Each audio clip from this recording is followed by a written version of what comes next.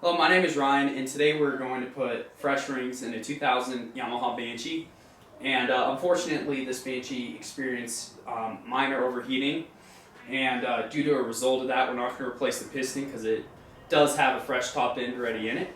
And let's get started. The first thing you want to do is remove the seat, and using a 10mm socket, remove the rear and front plastic. Plastic is removed. You can now remove the 4 bolts holding down the tank using a 10mm socket, the 2 up front right here, and then the other 2 in the corners.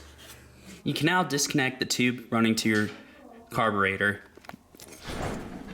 turn off your gas, and remove the tank. After you remove the tank, you can now remove the pipes. After you remove the screws holding in the exhaust, you can now remove the springs. This can be a little tricky, and you can do it best if you have a pair of vice grips pulling on the inside of the spring.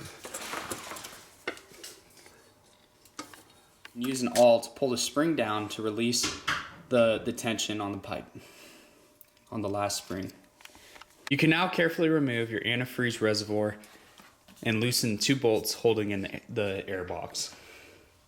You can now disconnect the 2 carburetors.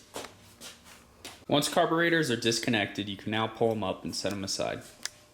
After you remove the carburetors and set them aside, you can undo the 2 clamps holding the crossover and remove it.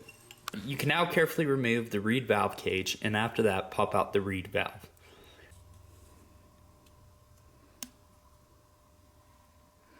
You can now remove the 2 antifreeze drain plugs on each side of the cylinder. It helps to crack open the antifreeze cap to allow it to drain faster. You can now remove the head, loosening up the bolts in the order of the numbers.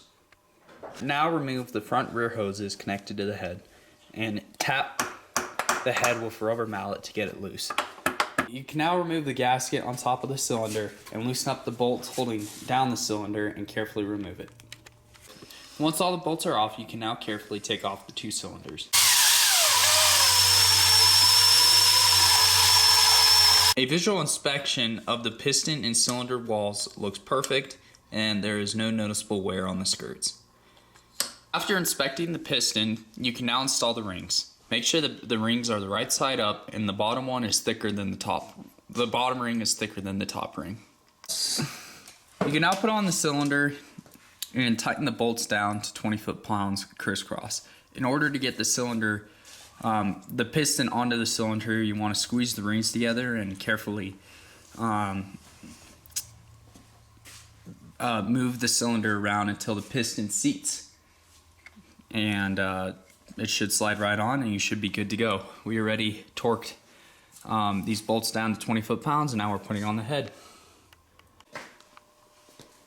You can now put on the head and torque it to 20 foot-pounds. Put on the spark plug caps and the